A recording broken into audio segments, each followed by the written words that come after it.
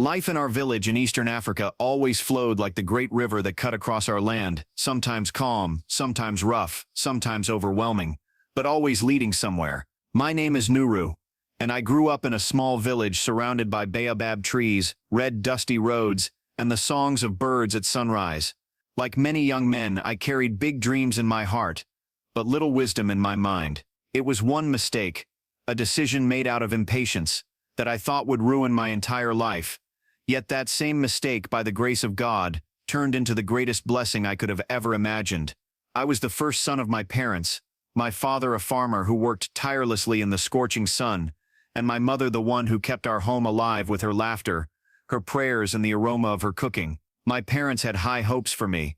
They wanted me to study hard, to one day leave the village, perhaps to become a teacher, a doctor, or even a politician who would bring change to our community. And I carried those expectations like a heavy load on my shoulders. When I finally finished secondary school, I got an opportunity to go to the city to study accounting, and for many in our village this was a big achievement. My father sold 2 of his best cows to pay for my fees, and my mother gave me her blessings with tears in her eyes, as she held my face in her hands and said, "Nuru, remember, mistakes are easy to make but wisdom is harder to keep. Always pray before you make a decision." At the time I only nodded, too excited to leave the village for the bustling city I had always dreamt about. The city was everything I imagined and more: lights, cars, noise, opportunity, and temptation. For the first time in my life, I felt free, away from the watchful eyes of my parents and the gossip of villagers. I focused on my studies at first, but soon I was drawn into the lifestyle of my new friends who dressed well, had the latest phones, and never seemed to struggle with money. They told me that working hard was slow, that there were shortcuts to success if only I was bold enough, and it was through them that I made the mistake that changed everything. One evening, I was invited to join a group investment scheme that they explained as an easy way to double my money within weeks. All I needed to do was take the school fees I had not yet paid and put it into their system. And by the time fees were due, they promised I would have tripled it and could pay easily with extra money left in my pocket. At first I hesitated. My mother's words about mistakes rang in my ears, but I quickly silenced them and told myself, "This is not a mistake, it is an opportunity. My parents will be proud when I send money back home. They will see I am wise, not foolish." With a proud heart and without consulting anyone, I put all my school fees into the scheme. For 2 weeks I waited eagerly. My friends told me to be patient, that my turn would come, but then one morning I woke up and found their rooms empty, their phones switched off, their social media accounts gone. Panic gripped me. I rushed to the office they had once shown me, but it was locked, the sign taken down, and that was the moment I knew I had been scammed. The world crashed down on me. I had no money to pay my fees, no courage to tell my father that the cows he had sacrificed had gone to waste, and no strength to even step out of my room. Shame burned inside me like fire. I stopped attending lectures, too afraid the administration would kick me out for failing to pay.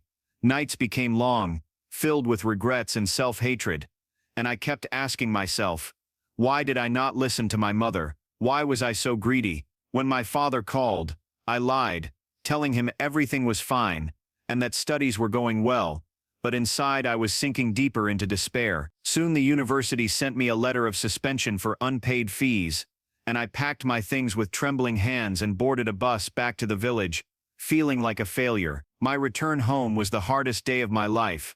The whole village had celebrated my departure months earlier, but now I came back with nothing but shame. My father's face fell when he saw me, and my mother's eyes filled with tears before I even spoke. I confessed everything: the friends, the scam, the wasted money. For a long moment, silence hung in the air, until my father finally said, "Nuru, you have broken our trust, but life is not finished. You must learn from this." My mother added softly, "Sometimes a mistake is the soil where blessings grow. Wait and see." At the time her words sounded empty. How could losing everything be a blessing? I could not forgive myself. To survive, I began working with my father on the farm. Each day under the hot sun, I tilled the land, planted maize, and harvested groundnuts. My hands, once soft from books, grew calloused and strong, and slowly I began to notice something I had never paid attention to before. Farming was not just survival. It was a science, an art, and an opportunity. One season, as we harvested, he noticed how much produce was wasted. Because we had no proper storage, rats ate some, rain spoiled some, and prices dropped when everyone sold at once, and an idea sparked in my mind. What if I used my accounting knowledge to start a small cooperative in the village where farmers could store their produce and sell when prices were better? At first no one believed in me. They mocked me saying, "This is the same boy who lost school fees in the city," but I refused to give up. I convinced my father to let me use a small piece of land to build a simple storage shed, and using money I earned from casual jobs I bought sacks and built shelves, then went from house to house convincing farmers to bring their maize to me instead of rushing to sell cheaply. Slowly trust grew, and when harvest season ended and prices rose, those who stored their grain with me earned double. Word spread and more people joined the cooperative, and within 2 years the project grew beyond our village. NGOs and government officers began visiting us, amazed that a simple idea had improved farmers' lives so much. One day I was invited to a national agricultural summit to share my story, and standing before a large audience, I told them how a mistake that almost ruined my life had opened my eyes to the opportunities in farming. My words moved people, and soon I was offered training, grants and partnerships to expand the cooperative.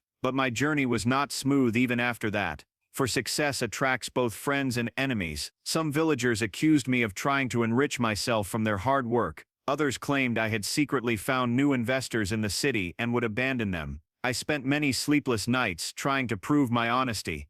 I held public meetings, opened the books for everyone to see, and gave every farmer a written record of their deposits. Slowly their suspicion faded, and trust became stronger than before. The cooperative began to transform lives in ways I had not imagined. Women who once depended only on their husbands now had extra income from stored produce. Youths who thought farming was only for the poor now joined, starting poultry and vegetable projects, and even schools began to benefit, as the cooperative provided affordable food during tough seasons. One morning my father said something that humbled me. "Son, you were once lost in the city, but now you have found yourself here in the soil of your ancestors. The cows I sold were not wasted. They were sacrificed, so you could see this greater purpose." My mother added with a smile, "Did I not tell you, Nuru? Sometimes a mistake is the soil where blessings grow." Looking back now, I realized that if I had not lost that money in the city, I would probably be sitting in an office somewhere, working for a salary, blind to the opportunities in front of me. That painful mistake forced me to return home, to reconnect with my roots, and to discover my true calling. I often tell young people, do not fear mistakes but do not repeat them. Let them teach you. For sometimes what looks like the end is actually the beginning of a new story. My story is a living testimony.